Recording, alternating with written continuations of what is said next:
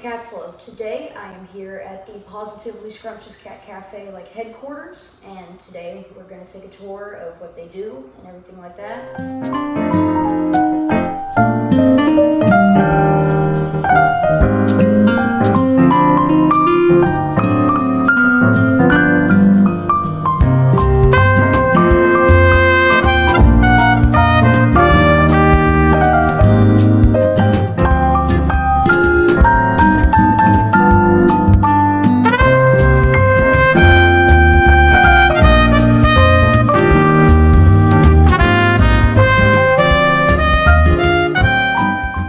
So, what inspired you to start the cat cafe?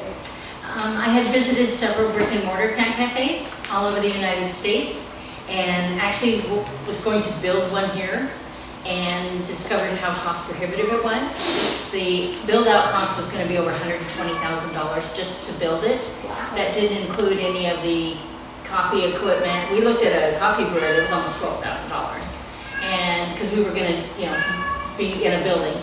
And it was like, okay, this is crazy. And so then we thought, well, we could go like a barn dominium type. That would be a little less expensive. Looked at buying some land. There were issues with that. And so I was actually online doing research for a speech for Rotary, and discovered this mobile cat cafe for sale online. But the lady that had posted it for sale had put it up for sale in like 2021. And this was 2 years ago. So I assumed with the food truck craze that it had probably been purchased. But I thought, well, I'll reach out. It was in Long Beach, California, and I contacted her, and she said, actually, it is still for sale. There is somebody who wants to buy it and turn it into a food truck. But she said, that's not what I want. I want it to still be a cat cafe. And I said, that's perfect. That's what I'm looking for. So we did several negotiations, and then I flew to Long Beach, California, and drove the truck back here. It has a governor on it. It won't go over 65 miles an hour. So it was a long road trip. And I discovered that there's only one seat in the truck. The other one is just a little jump seat. So luckily I didn't take anybody with me to go on the trip, because they would have hated me by the time it was over. So we got the truck here. Initially went and met with like several of the animal control facilities to see if we could just do it like they did in California. They worked with local rescues there, took their animals into the truck for the events and such, and then took the animals back. Well, everybody here was like, nah, I don't think that's going to work. I'm not sure that's a good idea. So we said, okay, we'll do it our way. And I began getting phone calls of people who were like, we have cats, we need homes for them, blah, blah, blah. And that's how we started our cats. So, right now, you are currently the only one doing a mobile cat cafe? We are currently the only mobile cat cafe in the United States that we are aware of, yes. So, how many cats do you have in general? Right now we have 32 cats in our rescue that are looking for homes. It varies. The most we've ever had was just over 40. And when we first started, we had like 5. We need to cut our inventory down to probably 20 at max. 40 is just too many. Kitten season is right around the corner. And unless we can convince people to start spaying and neutering their pets, it's going to be a constant battle. Because what happens is then all the shelters and everybody, all the rescues get completely full, and then there's no place for them to go. Our main speech is get your pet spayed and neutered. Yeah. How do you manage the cat litter and the cat feed? We use automatic feeders for our cats. One of our feeders will hold 20 pounds of cat chow. We feed Purina cat chow. We find that the less dye and food coloring in the food works better. As far as the litter goes, we have 15 litter boxes in a room here behind me. We have a big dumpster outside that we carry it out to and get it dumped once a week. It's a lot of work. Each day we just scoop the boxes, and then once a week we completely dump the boxes out and bring in clean ones and start all over again. As far as food goes, right now we're going through about 40 pounds of food a week. We were very blessed about a year ago. Somebody put us in for a litter donation through Purina, and they donated 4 pallets of litter to us. Purina did? Purina did. Wow. And we are down to our last pallet. So we're going to reach out to Purina again and say, what do we need to do? Is there any way we can get another litter donation? So then food and litter are our 2 biggest costs. The third cost is our flea medication. So how does the cat cafe on the road work? Like, how do you calm the cats? The cats are in carriers. When we travel, everything is bungee corded down, so nothing will move around. The truck is heated and air conditioned in the area where the cats are. We have a big glassed-in room where the cats roam free for the people to come in and play with them and visit with them. And you know, we tell people, thank you for the love bite. Even if you can't adopt, coming in and playing with the cats helps get them socialized, prepares them to meet different types of people, kids. We've even had dogs come on the truck, so that they don't come into the room, but they'll peek through the door and the cats can see them. Usually our events go anywhere from 4 to 6 hours long, so the cats are in there. We do provide them with water while they're in there. We don't provide them with food during that time period. They do have a litter box in there, so they can do what they need to do, but we don't give them more food because we don't want them using the litter box any more than they have to, because it is a confined space. So then we clean the litter box as often as we need to while we're at the event. And at the event, we do sell items as well, different seasonal type things to help raise money to cover their medical expenses. And we are a nonprofit, and so we do ask for a $5 donation when you come and play with the cats, just to help cover the cost. We do take our truck to different vendor events. We also do private events. We do birthday parties. Our birthday parties, it's a 2-hour minimum. We ask for $50 an hour. Do whatever they want. Somebody's playing with a ball in the box over there. Sorry. So I did see here recently that you did get the polydactyl cat adopted, which I thought was very cool. Yes, they changed her name from B-Dub to Thumbsies. Thumbsies. So, Such a wonderful name. Thumbsies got a home. Yes, we're very excited about that. Since you are a cat cafe on the road, is it just you driving or do other people drive? No, it's just me. And usually, a lot of times, I'm the only one at the event. I do have a friend, her name's Debbie. She lives in Florida. She is eventually gonna move up to this area. But sometimes she comes, like if we have 2-day events where we have to leave the truck, because I can't drive the truck and the car. So then she'll follow us in the car, and then we'll drop off the truck and leave it, and then come back in the car the next day with the cats. We never leave the cats overnight in the truck. If we're not in the truck, the cats aren't in the truck. So, yes, dear, I love you too. So, otherwise it's usually just me. My granddaughter did help with the most. We were at a Marlowe's pumpkin patch, and she came and spent the day with me and helped. So, but a lot of times those events are too long for them. She's only 7, so, but she enjoys helping with the cats. Most of ours, I wouldn't say, are pedigreed cats. Color-wise, we get a wide variety. We have a lot of tuxedos, tabbies, what we call house panthers, which are solid black ones. A lot of the orange ginger cats. We do have one female ginger cat, which is a rarity, because usually they are always 99% are male. We don't have any calicos right now, but usually they're always female. But it's interesting how the colors cycle. Like one year, like last year, lots of tuxedos. It was a very popular, And then I think we have 5 or 6 tabbies right now. There for a while I had lots of orange kitties. So it tends to be cyclical. This is tabby season, I think. Yeah, I had heard that they were thinking it was going to be tabby season. Yeah. So it just depends. But I don't think we've ever had a pedigree cat come to us. I know we may be getting one that's part Maine Coon. Probably we might have her in January. She was adopted out to our sister rescue in Florida, and so as part of the rescue, if they adopt a cat and for whatever reason have to surrender it, we do ask that it come back to us. And all of our cats are microchipped, and so they are microchipped to us, and then when we adopt them to whoever gets them, we give them the information so they can register it to them, but if they don't, it's still registered to us as kind of a backup. So it has double the chance of getting back to where it's supposed to go. You did have a polydactyl cat and a female orange cat. You seem to have a lot of rare cats. Yep, our orange tabby is there playing with the cord to your light. Her name is Sandy. We had her 2 brothers as well, Pecan and Toffee, but they got adopted. So Sandy, I think, may need to be an indoor-outdoor kitty. But yeah, like I said, and they all come to us through different. We had a cat for a while. His name was Pete, and they found him down at the Shell's Playhouse. And then Champ, the one that was crawling around on the garage rails. She's climbing on the cage over there now.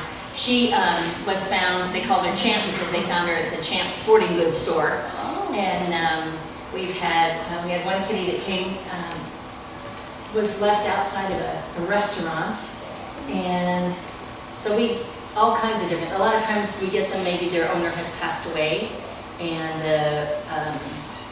the person who passes, family can't take them for whatever reasons. And so oftentimes we'll get, we have 2 that have come to us that way. People have to move, change jobs, can't take their cat with them. So most all of ours are owner surrenders or stray cats, the kittens that showed up at their house, and they already have a bunch. We had a kitten, we had 3, Larry, Curly, and Mo. And there's a television show in Carbondale, Illinois, that asked us if we would come and be on their show. And so we took the cats in just like we would for any other event. And Mo was very animated during the whole thing, so he was our movie star. Well, he got adopted. And then the people who adopted him later came back and adopted his brother Larry. So Curly went in between that. But yeah, so it's oftentimes we'll get families that'll take one and then come back and get another. We just recently had a family up in Decatur that came and adopted 2, an adult cat and a kitten. So, yeah, and we try and follow up with our adoptees to find out, how the cats are doing. And if they take a cat from us, and for whatever reason it doesn't get along in the house or with the other animals, we do ask them, it can take up to 3 months for them to get adjusted. We do ask that they give it the time, but if it doesn't work, we do want the cat back because we want them happy and we want the cat happy too. So we want everybody to be happy with the situation. So with all these cats and everything going on, what is your goal with all this? Our goal is to educate people about the importance and necessity of getting their cats and dogs spayed and neutered. We have a veterinary shortage in this country right now, so getting animals spayed and neutered is difficult in some ways. So we need more low-cost spay and neuter clinics. We take ours to a place called Finding Forever because it's the least expensive one we are able to find. And it's still $95 per cat to get them vetted. And that gives us a rabies shot, their FVRCP, which is like feline distemper, and spayed or neutered. And, but I know some people have told me that, they've had to pay upwards of $200 or $300 for the same thing. And, but that's our goal, is to get as many people to understand spaying and neutering. Eventually, we would like to have a spay-neuter, low-cost spay-neuter clinic, or convert the truck, the mobile cat cafe, into a mobile spay-neuter unit. Like I said, right now we're going to put your deal assignment.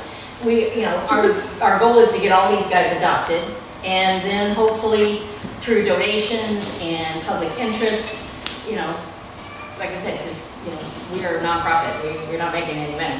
Somebody to help us either convert the truck or get a mobile spay-neuter clinic where we can help people do that.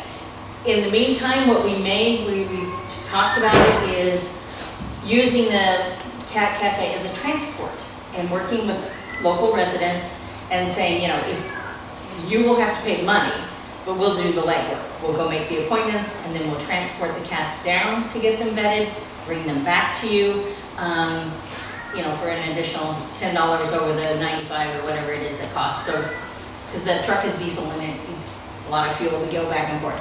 But, we might be able to take 15 or 20 cats in at a time, and by doing the legwork, get these people to get their pets spayed and neutered where they're not willing to do it on their own. So, anything we can do to help the animals. People don't realize what a difference it will make with the pet if it's spayed or neutered. It's not out carousing looking for, boyfriend or girlfriend. And so it's less apt to get hit by a car. It's more apt to stay in its own yard if it's an indoor-outdoor cat. It's not going to be fighting with the other cats, so they're not going to have the vet bills from the wounds. And they're healthier. They're less apt to get cancer. Especially in the females, they won't get version of breast cancer. And same thing with the males, and it makes them a better pet. You know, the male cats, if they're not fixed, they're going to spray because they're marking their territory. So they're not doing that in your house if they're fixed, and even outside, they're less apt to fight with the other cats if they're not trying to mark territory. So, and it just gives you a better pet. Even with dogs, you know, and they're more apt to get along with the other animals if they're, you know, don't have all those hormones going through them. And so in the long run, you know, people call us and they're like, well, you know, these kittens just showed up, or this cat just showed up, and we're just feeding it. So well, you're going to get it fixed? Well, no. I said, then stop feeding it. So it will go someplace where somebody will properly take care of it.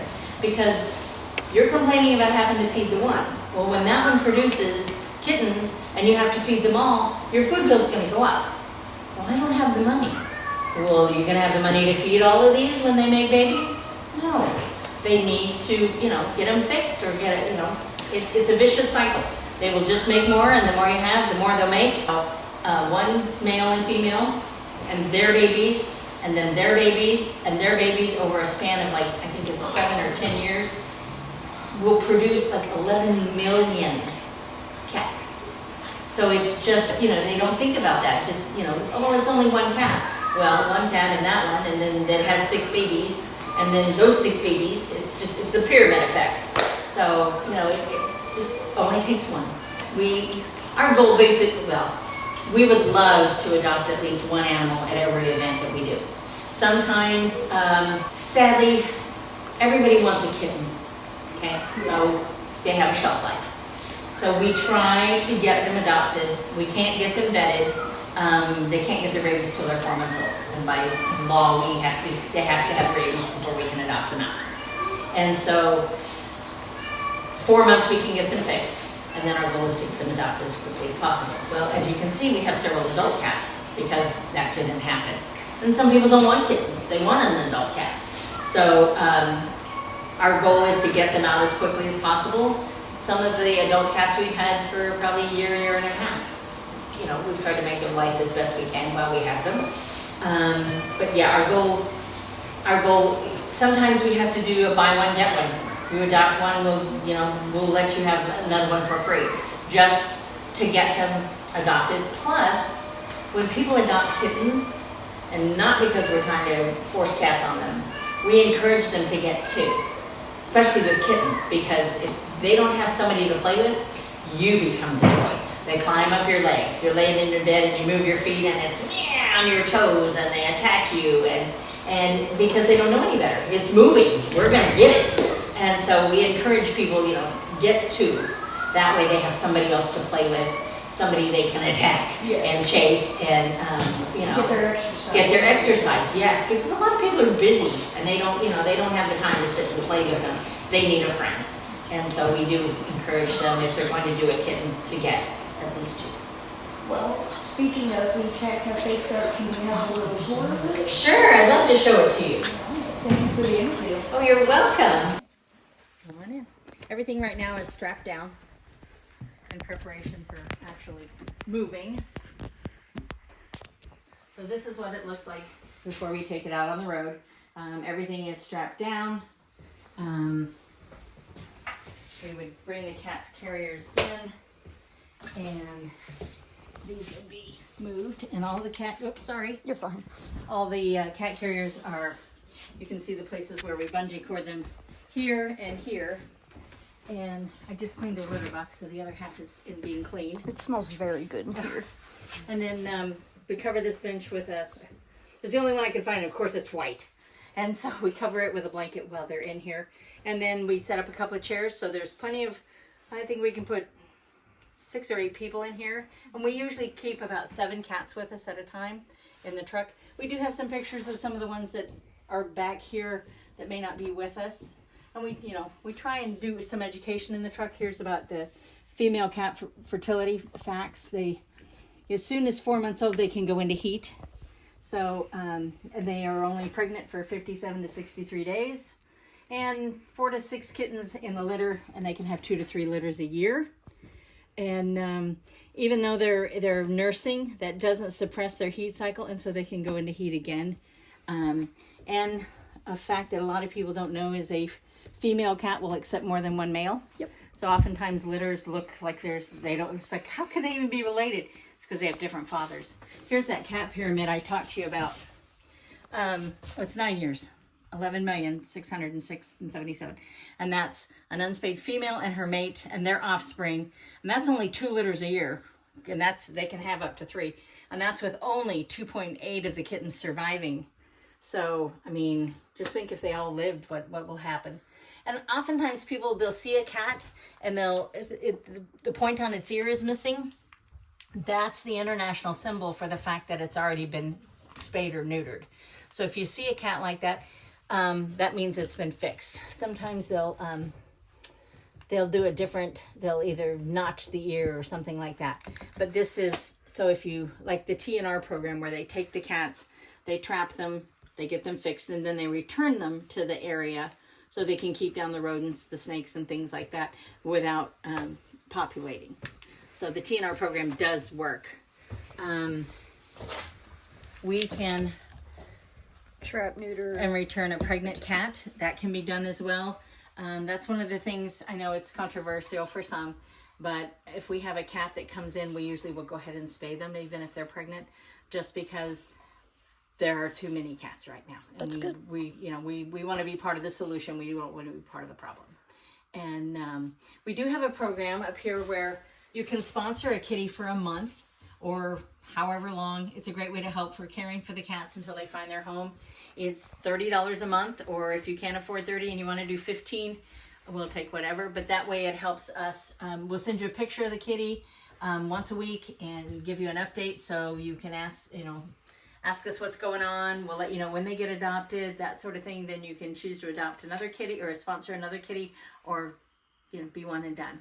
But whatever you choose to do, we appreciate any kind of help. If you wanted to make a donation for food, you can either donate the food, or you could make a donation to buy food. You can also, we usually get our food through either Rural King or Tractor Supply, and you can order online from either one of those and just tell them it's for Pawsotively Scrumptious Mobile Cat Cafe. Send us the email for the confirmation and we'll go pick it up. So, do you have any links for anything or anything I could put in the description? We have PayPal and Venmo. If you wanted to do, you can see there's our PayPal, there's our Venmo. We can, I can give you our Facebook information. We don't have a website, but we do have Facebook information. I can give you that if you want to walk. Don't trip over the gate. We had to put up a gate because those sneaky little devils kept trying to sneak out the door.